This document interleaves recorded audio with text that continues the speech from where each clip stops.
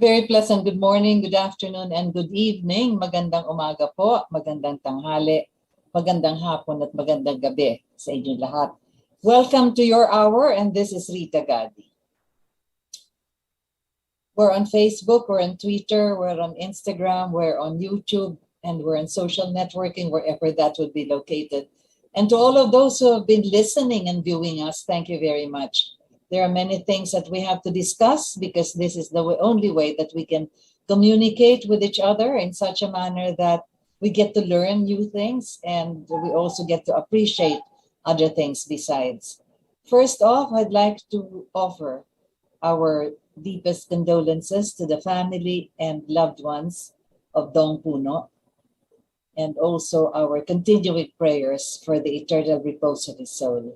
He was our colleague in the broadcast industry, and he is one fine gentleman whose intelligence and whose brilliance and his manner of exposing a number of things in his programs have really enlightened and elucidated many of our countrymen. So again, as we've said, our deepest condolences for the demise of a good friend. The title of our program this afternoon, Assorted Concerns. I would have wanted to have our regular guests here. Bono Adaza is in Cagayan de Oro right now. As he said, his house is raining, so he had to rush back to Cagayan de Oro, but he'll be back hopefully for the next program that we have next week. And Rod Katipunan, who would have discussed with us Ukraine and all the attending interests surrounding it, together with the Soviet Union or the Russian Federation as we know it now, and of course the NATO, the North Atlantic Treaty Organization, composed of several countries in Europe, which was organized immediately after the Second World War. And then of course you have the interests of the United States of America and the People's Republic of China. And then, of course, you have meetings that were being held diplomatically as best as they could be. And this is with the French President Macron actually leading the dialogue with other heads of state within the area and other officials likewise, while the President of the United States of America is touring, should we say, the Asian region or somewhere around our Southeast Asian territories. So that is the way it goes. And what are these assorted concerns that we should talk about this afternoon? We have had the proclamation, rallies, and other meetings undertaken by the candidates for the presidency and the vice presidency, together with the lineup of personalities of their respective senatorial candidates. So from these gatherings, we more or less can gauge not just the number of people in the crowd, but of course, the demeanor and the manner of presentation of these presidential candidates. And that is one of our assorted concerns. Because then we ask the question, when we look at them one by one, if there is actually an ideal candidate, an ideal. So this is a question which we pose to ourselves. Should we try to look for an ideal? And what is our ideal? Perhaps each one of us will have a different view of this, but there could only be at least a common denominator of when we say the ideal person for the office of the presidency, the ideal person for the office of the vice presidency. So that's a question which perhaps I will be repeating, not just for today, but for many other programs we will have in the future until Election Day in May. So there you have that question to be answered, not here in this program and not for me to discuss, but for each one of us to look into ourselves and find out in the length of time that we have lived on this planet, are we formulating an ideal first for ourselves that we can meet up with the different difficulties and the different challenges of our own lives. And then when we look at people as we deal with them, either relatives or friends or our employers and other people, the vast wide world, as they would say, of humanity, to each of these sectors and to each of these personalities, do we have an ideal? So that's the question I leave to you so that we can answer it at best. We, of course, know already by now that we have formulated our own categories and our own criteria for what could be ideal as far as being a president is concerned. And so I've talked about this quite lengthily in many past episodes. But then again, as we've said, is that the ideal? Although I've already mentioned how during the time of President Marcos, we have had several programs and policies and several of these idealistic, in a way, that has been done and performed during the time. But then again, after that particular era and the subsequent 35 years, that is where we have to do a lot of not just soul searching, but searching the environment and searching the broad network of all of these people that are aiming now to occupy the seat of the presidency. When we speak of the ideal candidate, is this at all possible? Over the past historical experiences that we have had with so many presidents from the time that we were granted independence by the United States of America until the present, is it possible that through all these different national elections that we have had, we still would want to see if there is actually an ideal, or were there portions of this history that we have had eras where, or at least terms, that periods that we have had an ideal president? So again, that's another question. And we really have to do some research on this so that we can have some kind of a comparative study of how these candidates that are presenting themselves to us today could approximate the kind of idealism that we have seen in the past, if at all we have seen them in the past. And so what do we do if we cannot find the ideal, or if we still have not formulated the ideal in our minds enough for us to be able to be properly equipped when we enter the polling places and execute the shading of this round, anyway, those circles rather, that will be there in our ballots. So that's the question. If we cannot yet approximate an ideal or formulate one, and if there is none that we can see among all the candidates that are presented to us now, do we just settle for whoever is there? In other words, whoever we feel could be pwede na. See, so that is again that phrase in Filipino when we say pwede na. In other words, it is not really reaching that kind of excellence that we find, that we should find in a leader. But since there is none that could get to that point, then we just say, pwede na kung sino man na andyan. The most popular, or the one that is endorsed by organizations and several intellectuals and several professionals, or the one that has already accomplished athletic excellence in a way, it's so many awards and so many medals, or one that has refused to, to take part in the what they call pork barrel, either in the Senate or in Congress, but that which is allotted for the legislature, or someone who has come from uh, from the poverty areas in the city of Manila and has risen to being the mayor. So, and then you have this lady who has been or has been in Congress and is now presently our vice president. And as many of the 100 poets have come up with 100 poems for her, have acknowledged that she's there when she's needed. She does what has to be done, and she accomplishes with the limited budget and the limited powers that her office has. So many of these are actually individuals and personalities which we have to choose from. And that is why I posed the question again, if we cannot find the ideal that we're looking for as far as a president is concerned, do we just settle for kung sino nang pwede dyan or pwede na? In other words, without reaching the standard that we have to set up a high level of standard, as a matter of fact, because that is the highest seat of governance.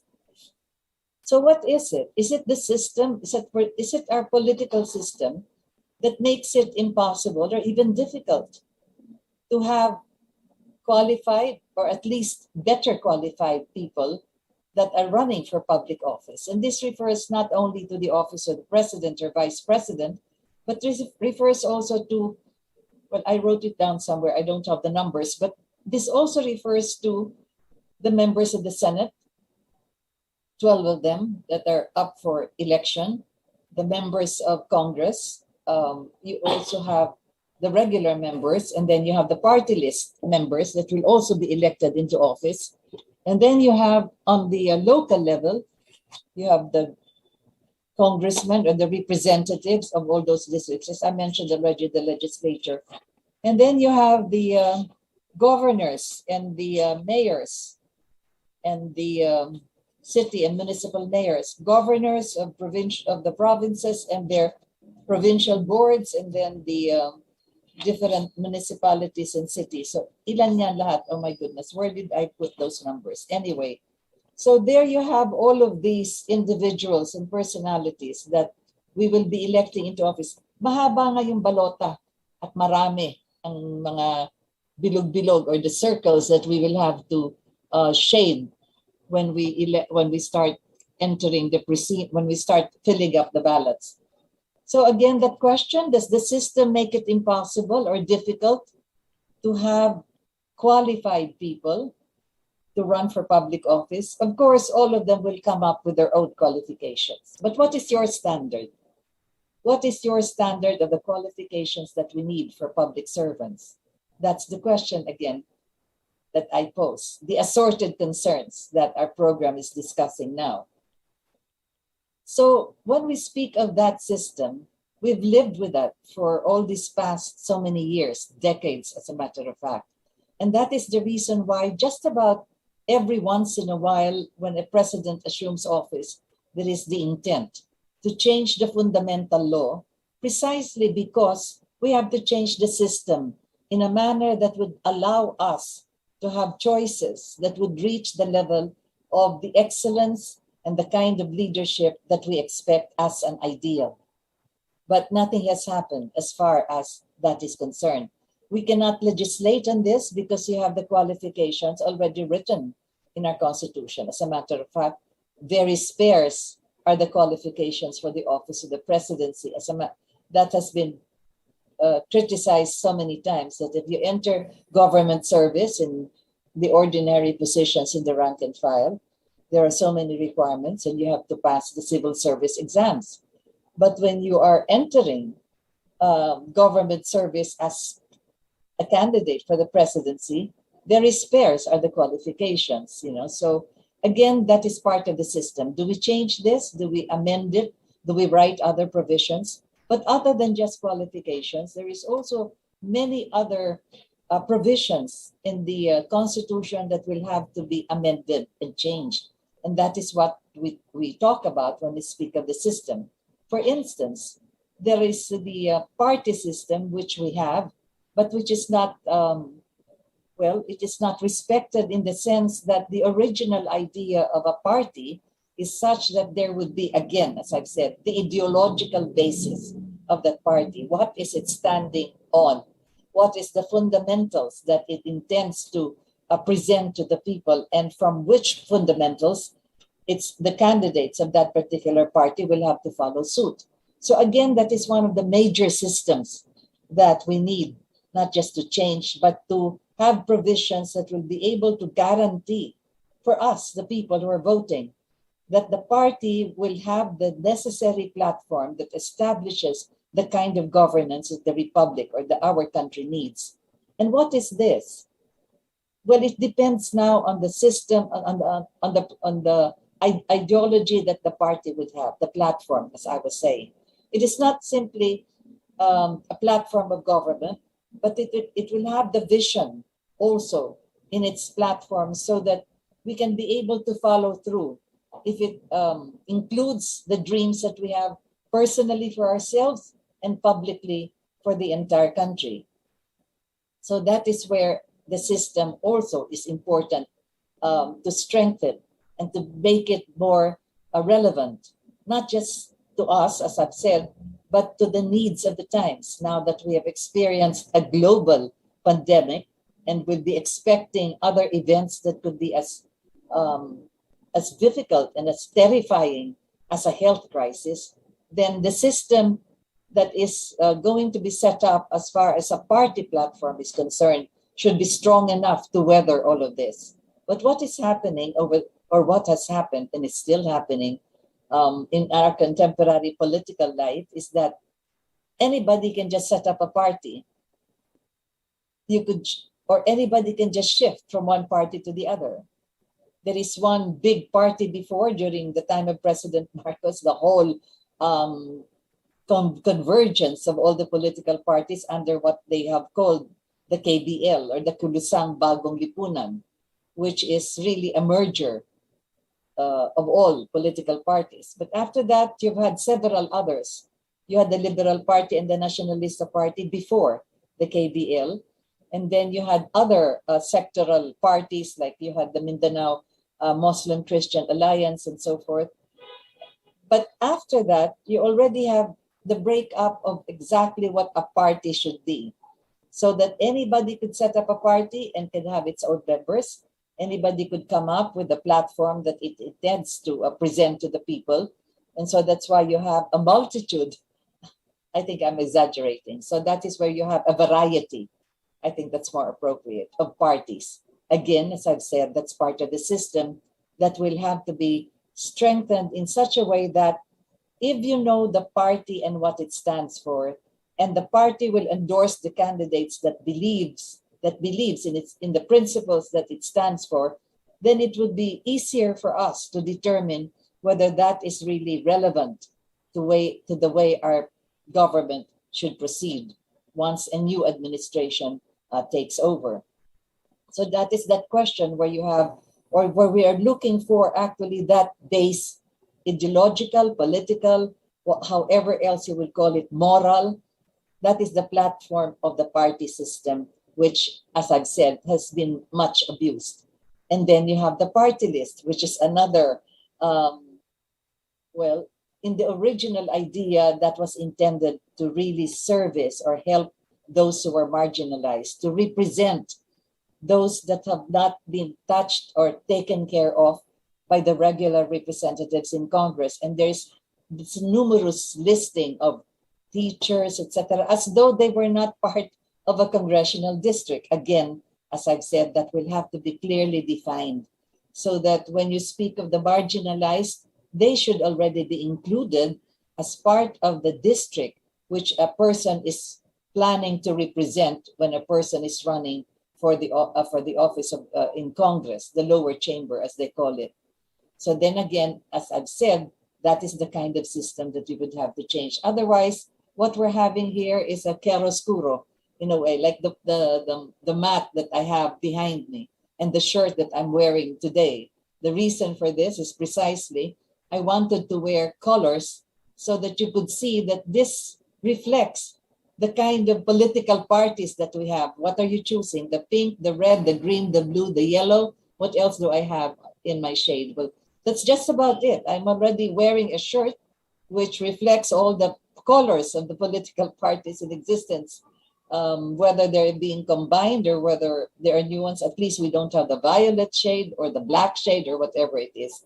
But those are the colors supposedly to represent the parties. Again, going back to my original presentation of the desire and the hope that we have to look for an ideological base in a party platform or in the party system.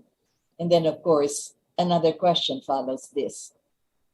Would this be our basis for the governance of our country?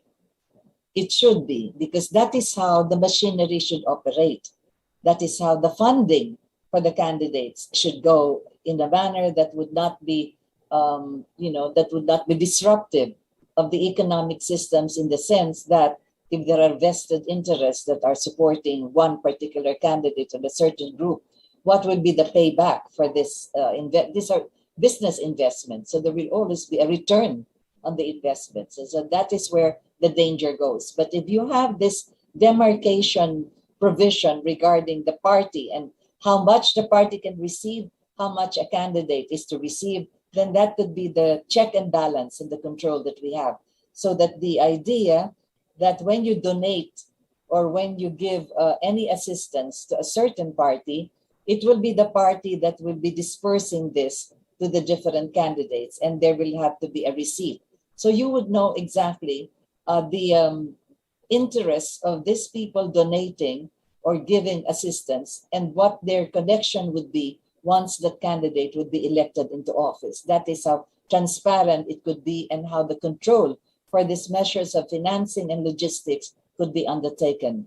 And the party is supposed to take care of that. But we don't have it. I am batting this in the wind, hopefully that if we can have a new constitution, this could be part of the provisions that will really set up the party system and do something about the representation of the marginalized, because that word marginalized has become terribly abused in many ways that we have experienced and we have seen, and I don't have to define it any further, nor should I describe it at all, because we know how it goes. So that is one of the assorted concerns that we have. And then, of course, we have the question for these candidates, which I believe that in all the interviews that have been undertaken, perhaps in the future it would be done, there is not the question that is presented to the presidential candidate as to the members of his or her cabinet, because then again that would be indicative of the personalities that will be surrounding the office of the president, the executive department, where all of these different programs are going to be executed. And that is how important the members of the cabinet are. So if the candidate already has in his or her backpack the prospective members of the cabinet, I am confident that they may have already talked to them, but if they have not, then they already should. It's only barely 2 months and a half before they will be sitting there as president. So they should know immediately the next day that they have taken their oath of office, who is going to head their Department of Health. Because if the pandemic, although already on the lowest level of contamination, will still be hovering around. In fact, the Department of Health has always warned us that there may be a reduction of the alert levels that are being set up by the Interagency Task Force for Infectious Diseases, or by the Department of Health, or by the World Health Organization. But still, the wearing of the mask is still important, the washing of your hands, etc., and all of these health protocols. So again, that would be a very important department, executive branch, in the office of the president. So by now, as they speak and as they rally the people, then they should say, ito ang tao na hahawak dito sa Department of Health pag ako ay nakaupo na dyan para malaman ninyo na kayo ay talagang maaalagaan. Many other departments, for instance. So I would like to go back in time again, as I've said, because this has been my source of not really the model. But if I give you the names, then you would know that these are the outstanding men and women that served one time in our contemporary history. You had, for instance, the executive office. You have the executive secretary that signs on behalf of the president in many of the statements of the president, executive orders, etc.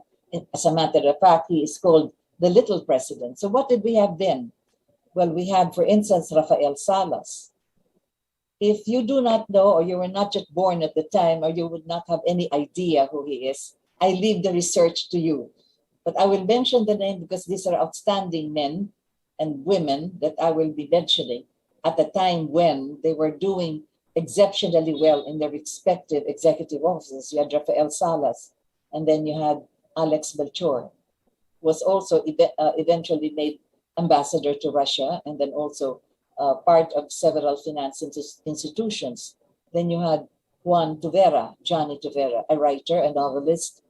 And then you had in the Department of Natural Resources, you had Jose Leido. Again, as I've said, research on what has been done by this man at the Department of Natural Resources. The Department of Agriculture, I've mentioned this a number of times. For the first time, perhaps, and only time in our history, we were exporting rice and other products and increasing our fruit production likewise. And that was during the time of Arturo Tanco. And after him, we had Sonny Escudero, again, the father of Cheese Escudero. But do your research again about this man and see how the Department of Agriculture was very well taken care of during their incumbency. In foreign affairs, we had outstanding men like Carlos P. Romulo. We had Narciso Ramos, the father of former President Fidel Ramos. Then you had Arturo Tolentino, one of the outstanding international lawyers that we had, who was really the vital and important voice in the United Nations Convention on the Law of the Sea. That's why we have the UNCLOS. Then you had Manuel Collantes, who was also Secretary of Foreign Affairs, and then Pacifico Castro, another outstanding ambassador of Algeria, of several other countries, and then Secretary of Foreign Affairs. As a matter of fact, during the time they were called ministers because we had the parliamentary form of government as they were assuming office. And then in finance, would you believe, Juan Ponce Enrile, who celebrated his birthday yesterday, 96 years old, was also once Secretary of Finance. And then you had former Ambassador Eduardo Romualdez, who also was the ambassador to Washington and was at one time the minister of our finance department. And then, of course, Cesar Virata. He's still alive. You would know his competence and his expertise as far as that is concerned. And in the Department of Justice, we had Jose Yulo, Claudio Tijanqui, and again, Juan Ponce Enrile also occupied that office at one time. Then you had Felix Macaciar, Vicente Abad Santos, Catalino Bacaraig, and then eventually you had, until the end of the President Marcos' term, you had Estelito Mendoza. I'm sorry, I have to mention also that Ricardo Puno was also Secretary of Justice, the father of Don Puno, to whom we offered our condolences. At the Department of Labor, you had Emilio Espinosa Jr. You had Blas Ocle, outstanding men in the labor community and much respected. That was the beginning of the formation of the unions and how we were also acknowledged by the International Labor Organization of the United Nations as one of the outstanding labor departments that we had during their incumbency. We had the Department of Social Welfare and Development, which was originally the SWA, Social Welfare Administration, was how it was called. And we had Secretary Estefania Aldabalin. Then we had the Department of National Defense. Originally, when it started, you had Ernesto Mata, and then, of course, Secretary Minister Juan Ponce Enrile until 1986. And then after that, he ran for the Senate, etc., and several other periods of his political life. Commerce and Industry, you had Marcelo Balatbat, Leonidas Derata, Ernesto Maceda, Trawadyo Quezon. I'm referring to these people who have already gone ahead of us, but I'm mentioning their names because, as I've said, if we search for an ideal in the sense that they can perform their duties and their responsibilities as public servants, I am mentioning the names now to be some kind of a criteria, the way we'll be choosing, the way our candidates for the presidency, and the way we will be asking them who will be the members of their cabinets. And then Department of Industry, Commerce and Industry, I mentioned that Vicente Paterno and Roberto Ongpin. He's still alive. He has this luxurious hotel and several other business interests. He was also the minister of industry at one time during the time of President Marcos. And then, of course, you had the Department of Information. He claims, and it rightly so, to be one of the youngest ministers of information. And then you had Gregorio Sandalña, who also headed the National Media Production Center, Channel 4, and all of this in the broadcast industry of the government television channel. So I'm mentioning the names because that would be my personal criteria of a once upon a time when these outstanding men and women were the ones occupying the positions which run government in such a way that, to this day, for all the criticism that they throw against President Marcos, these are the men and women who should have spoken already even at the time that there was something not right. But since you could see how outstandingly they performed their respective duties as far as members of the executive branch is concerned and how the government was run for the 20 years of that era, then perhaps we could consider it really as the criteria for which we base the question and the answer to the kind of ideal that we have for the office of the president and the executive branches under the office of the president. Then we speak now of what happens to our economy and then who is going to handle this, and the Department of Finance and all of this. Again, that could be answered by the presidential candidates by informing us, sino ba ang hahawak ng ating finance? Malalaman yung magkano na ba yung utang ngayon? Almost 11, 12 trillion? At paano ito mababayaran? And then of course, many other aspects as far as finance is concerned, taxes and all of this. Kaya yun ang mahalaga na alamin natin dito sa ating mga kandidato. Sino ang hahawak niyan, departamento na yan? Para kami kampanting matutulog at gigising pag kayo ay nakatapos na ng inyong oath of office, then we would know that we are in good hands.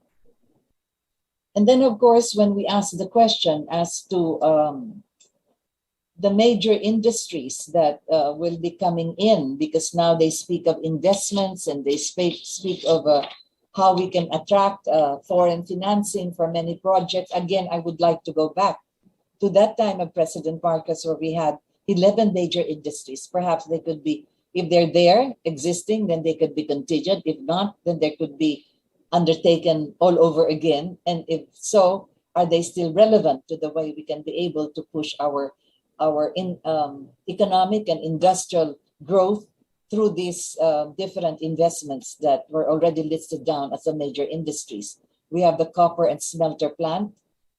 We had Marubeni of Japan, who actually started in 1983. Copper smelter plant. We have the raw materials for this. So we can just process this so that we can utilize the end products instead of exporting the raw material, then buying back the processed products from these raw materials that we actually already have.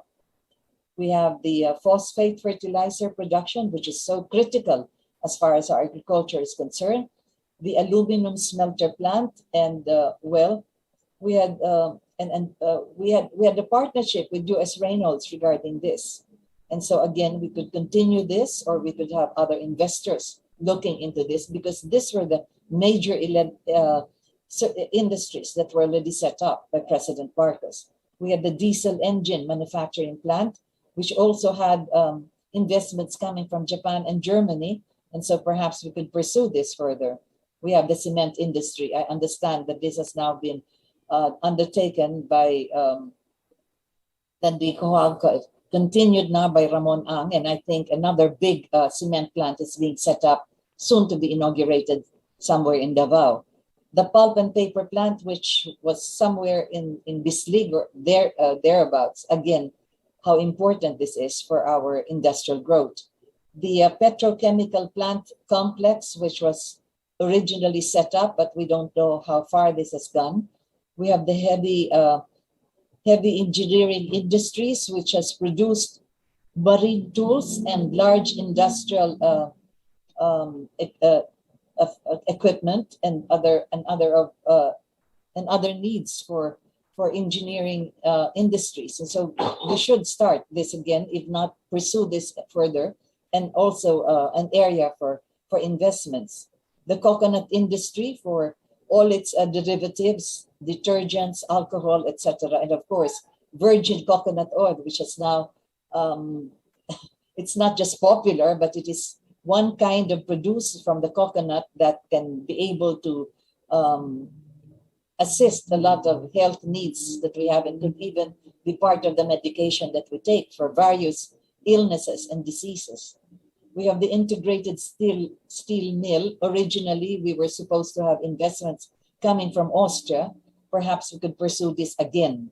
Remember that this was in the Iligan steel mills handled by the Jacinta family, and then resold, and then we don't know what happened afterwards. And then, of course, the 11th would be the Alcogas. And of course, this would be the production of alcohol for alcohol, which could be used as 80% for the for our vehicles. That is how important that Alcogas should be. And so I'm mentioning this as part of the some kind of a template that could be utilized by the forthcoming administration, whoever would be sitting at the office of the president, and perhaps the continuance or the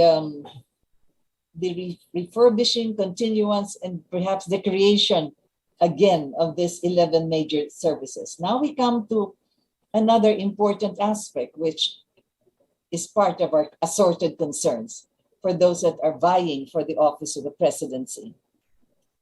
And there we have the South China Sea, which has been subject of so many arguments already back and forth in favor of what is being done by President Duterte, not in favor of what he has done, and several other aspects coming from everywhere, all zeroing in on what should be done with this navigational highway that crosses our western side. And that is why they have renamed even that part as the West Philippine Sea, although it is known internationally as the South China Sea. And we have had several of those that have proposed that something should be undertaken already or immediately, that the UNCLOS is the one that should be leading the criteria for how to deal with the different other countries. Now, it is understandable that the interest would also be focused on the countries that are actually flying via South China Sea. First off, we have from Japan, from the northern part, from the Korean Peninsula, we have South Korea. And then, of course, you have the ASEAN countries that are also moving, not moving, that has the navigational highway moving across their portions. And then you have the People's Republic of China, and then all the way down here to the Philippines. So you have all of these countries that are using this navigational highway, not just for transport, but also, most importantly, for commerce, industry, investments, and marketing. And there you have the interests of other countries that are not within this region, but you have Australia, New Zealand, the United Kingdom, and the United States of America, allies that are now zeroing in with their interest to preserve the navigational highway of the South China Sea, and in many ways to prevent the People's Republic of China from the constructing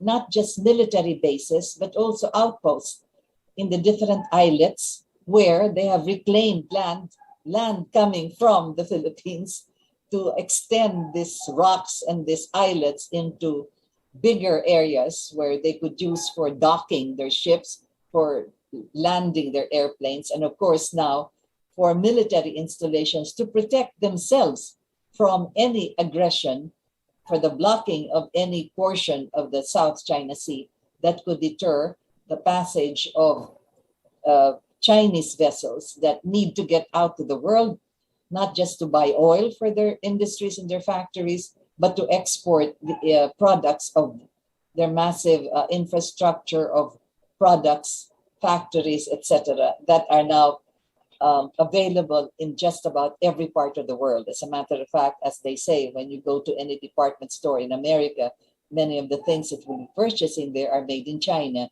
And so it goes that just about every other country that buys the Chinese products by the millions will also have the same kind of experience. And so that is where these allied countries are trying to also protect, and I say protect in quotation marks, the South China Sea from further expansion by the Chinese, so that they could be able to control, manipulate, maneuver, not just the passage, but also the control of any military interest that China may have.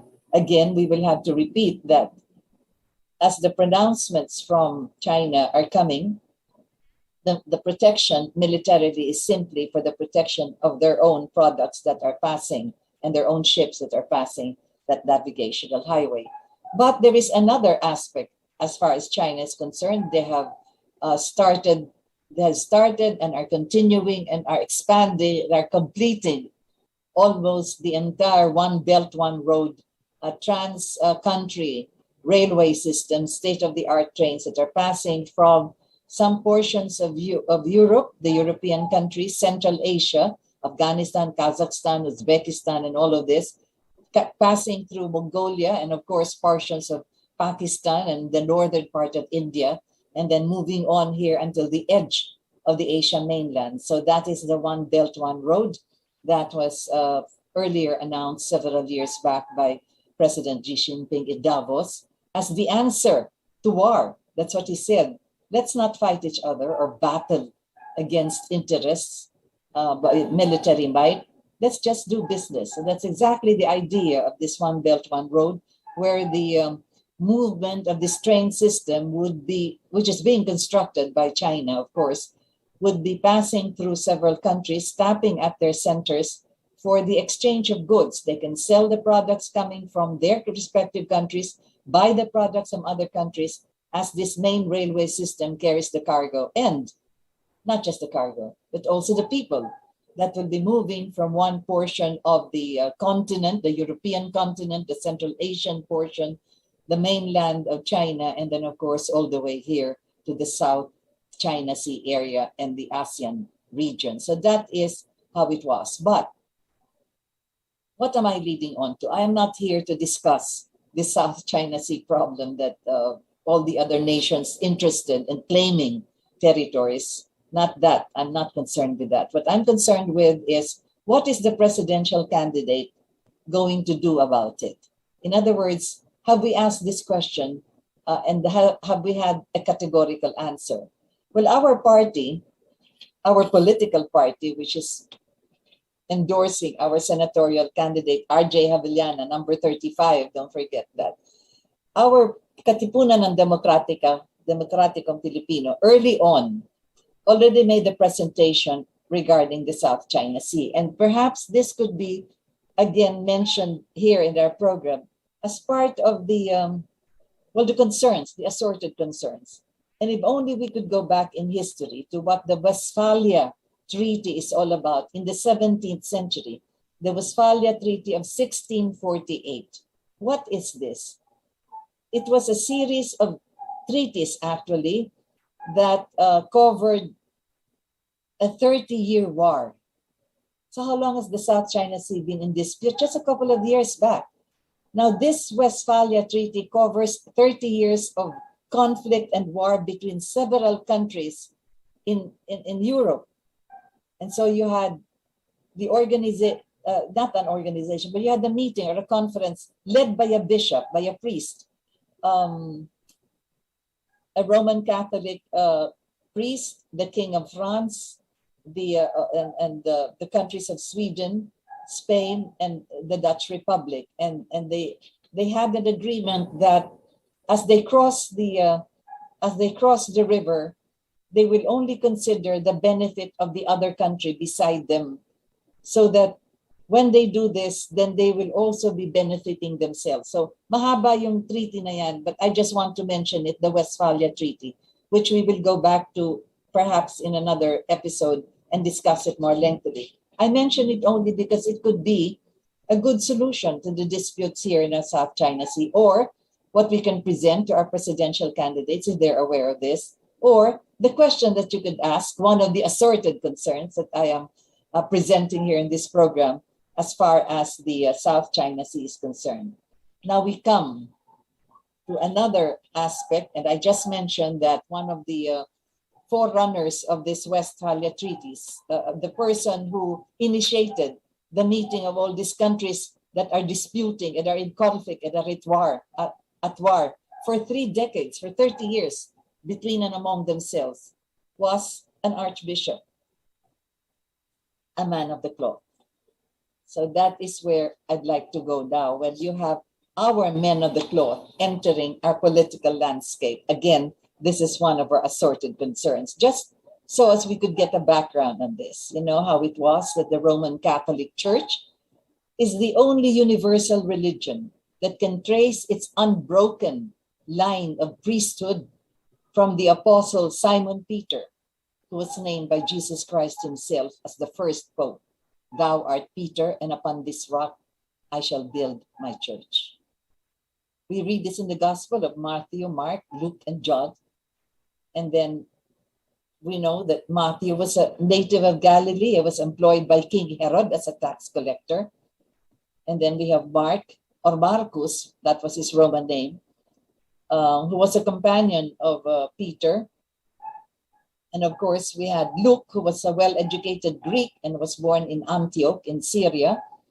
He was a convert of Paul, and his writing style is literary, elegant, and far superior than any other writing that we can read in the New Testament. And John, of course, the youngest brother of James, he was a staunch supporter of Christ, and he stood at the foot of Calvary, the foot of the cross of Jesus when Jesus was crucified. They were the first men of the cloth, the first priests, and there is every reason to believe that they lived a life of poverty, one of vows, together with obedience and chastity, that the priesthood in time extracts it now from those who enter the vocation. It is a life of poverty then, and which was a mark of the first apostles and the disciples of Jesus Christ. But in time, this has completely changed. And so we have men of the cloth who have positions in power. Just during the Middle Ages, you had the Dark Ages, when they were part of the hierarchy of political power. And then they also had a lot of wealth and expansive influence in the communities they held. And they had their own tributaries in a way, as far as their ministry is concerned. So they had, until the time that there was a separation of the church and the state, was made an edict of governments and of countries. But then you've had the disturbing scandals of pedophilia. And of course, all of these, all of the different, still, they hide this from the public, but we are aware of this, and this has been written about, and all the children, the friars and priests, and to this day, are still part of the violation of their vow of chastity. So you had Peter as the first pope. He was martyred on an inverted cross. And so were the rest of the apostles, except John. John was the only one who did not die a martyr's death. They walked the streets then in sandals. They slept in the houses of strangers. They ate whatever was offered to them. And they spread the word of God. They healed the sick, and they gave consolation to the needy. Our present-day priests and bishops no longer to conduct themselves in that kind of a ministry, but they should know how to take care of the souls of their sheep. They are still considered as shepherds of the flock. And so we have this continuing urgency for the people actually at this time of the pandemic to anchor themselves on some religious sensibility, on some kind of a spiritual life, which is so absent now. And also today, we have the interference, the intervention, and the entrance of the words of the priests, the men of the cloth, saying, it is a mortal sin to vote for this candidate. Do not ever put this candidate back into office, etc.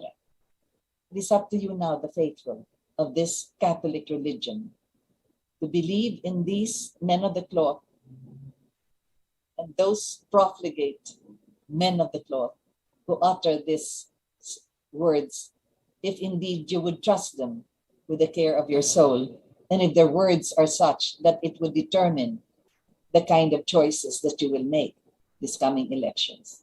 I mentioned this in passing with a brief history of how it goes when it comes to the men of the cloth. These are the assorted concerns that we are presenting this afternoon.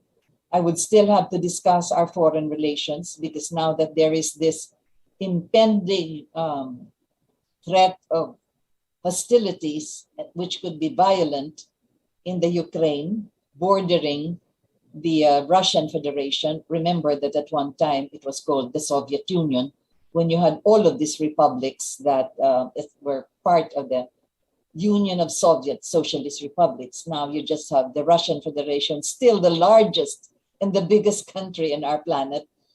And now we have this face-off between the Russian Federation that is being considered as threatening Ukraine or wanting to take over Ukraine, although, as they say, Ukraine is not so much bothered by this. They were once the child of the Soviet Union, so that is their mother country.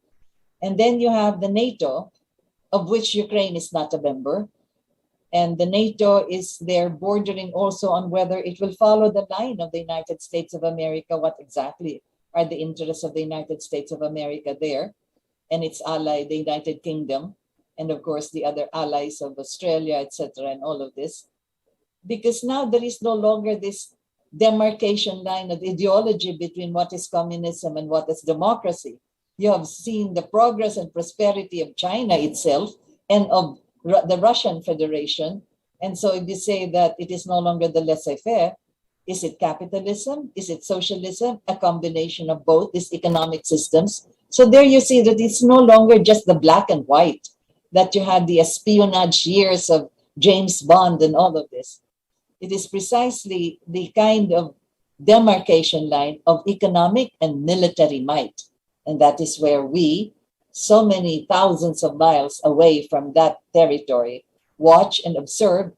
And as I've said many times, whatever happens in any part of the world, when the Americans start sneezing, there's a storm that gets over the rest of the world. Now we have China, and now we have the Russian Federation, also eyeball to eyeball with the United States of America. World powers, hegemons, as you would call them, my goodness. Foreign relations. Well, we established our diplomatic relations with the Russian Federation, of which Ukraine at the time was still a member of the republics of the Soviet Union. We have had the chance to have met with Chernenko. We began with Brezhnev, of course, and then Andropov, and then Kosygin, and then Tikhonov, and then, Chernenko. We even attended his funeral.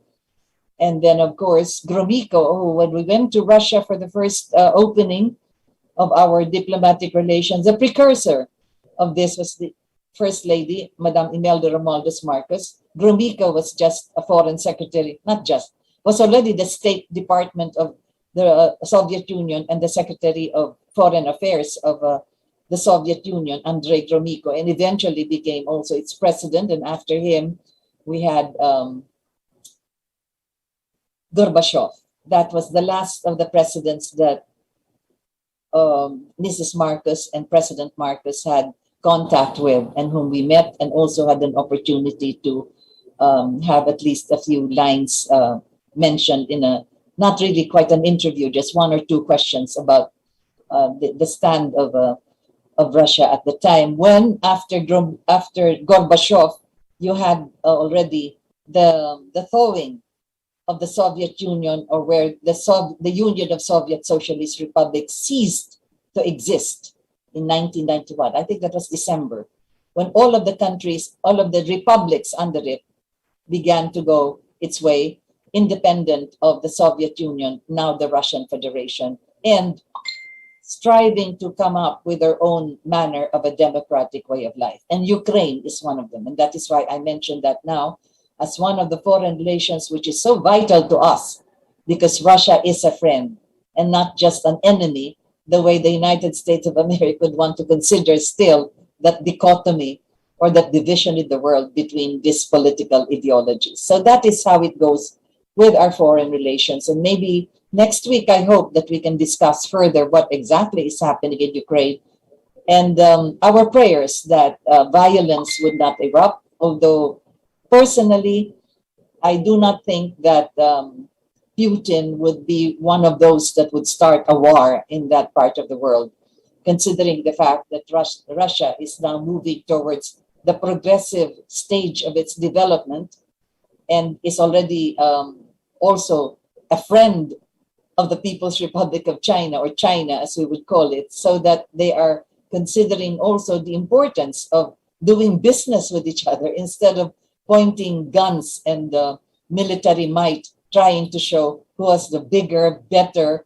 more powerful weapons of mass destruction, whatever for, when there could be the constructive aspect of just going into business, exchanging products, and entering into investments which could develop not just their countries or themselves, but the entire world for that matter. Again, we go back to that one belt, one road. Anyway, these are the assorted concerns, and all of this would zero in on the kind of men and women that we may be choosing this May elections. So again, the questions which should be asked by those interviewing them, whatever fora that they may be attending, these are vital questions. Of course, the amendment to the Constitution, the change of our Constitution, so that we can have a better system of governance and a better system of party platforms. We have the idea of the South China Sea, which already should take over the resolution with the Westphalia Treaty. And then, of course, climate change, which is now devastating many of our countries, especially us here in the Philippines, where we are regularly but we are regularly visited by storms coming from the Pacific, some 24 to 27 a year, almost several times a month. And then, of course, volcanic eruptions, earthquakes, because we are in that particular line of fire where you have the tectonic movements of the plates underneath us, which actually lines the Pacific Rim, moving wherever it wants to move. Its cracks, actually, that is the cracks of the earth. The deepest of this, together with the Andrea Fault in the California region, we have here that long crack that we have in the Pacific side of the eastboard side of our country. And this is the Pacific Deep. And again, I will mention perhaps in following episodes how from the depth of this Pacific crack or the Pacific Deep that we have, we could extract the most powerful kind of energy from that combination of double oxygen and hydrogen. That is the idea that Mrs. Imelda Romualdez Marcos had several years back, but which may come into fruition should it be developed further by the next administration, which would favor such a program and such a project. So here we have these varied concerns, assorted as they may be, but always with the idea that somewhere between today, as we talk about this, and May, when the elections come, or even a day before, when we have to think it over carefully by ourselves, individually and personally, who are we going to elect into office? What is the ideal that we have as far as the personalities are concerned? What is the foundation of their ideology? Where is their vision coming from? If it does not come from us, will it be for the people, of the people, and by the people? Many questions to be asked, assorted concerns, which we have tried to summarize as briefly as we could this afternoon. And I hope that to many of us who are receiving these questions, we may find in ourselves the kind of answers that we need from these candidates that are presenting themselves to us to be our forthcoming President of the Republic of the Philippines. Thank you very much for having joined me this afternoon. And as always, we end our program with a prayer that we petition our Lord to walk with us, so that we may be able to go through this pandemic, and that those that need healing will be healed, and our hearts will be opened to the blessings and the graciousness of our Lord, that we may also have within us the compassion to help one another, and that we may be able to care for one another as a people that will be together in the election of our new president. Lord, we ask this for your guidance, your blessing, and your wisdom. Amen. So thank you. And this is Rita Gadi for having had this whole hour of assorted concerns, which actually involve all of us.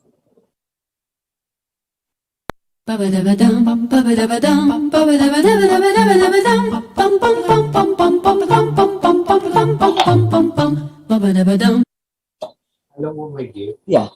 itong si Rato si Katiba, yung dito sa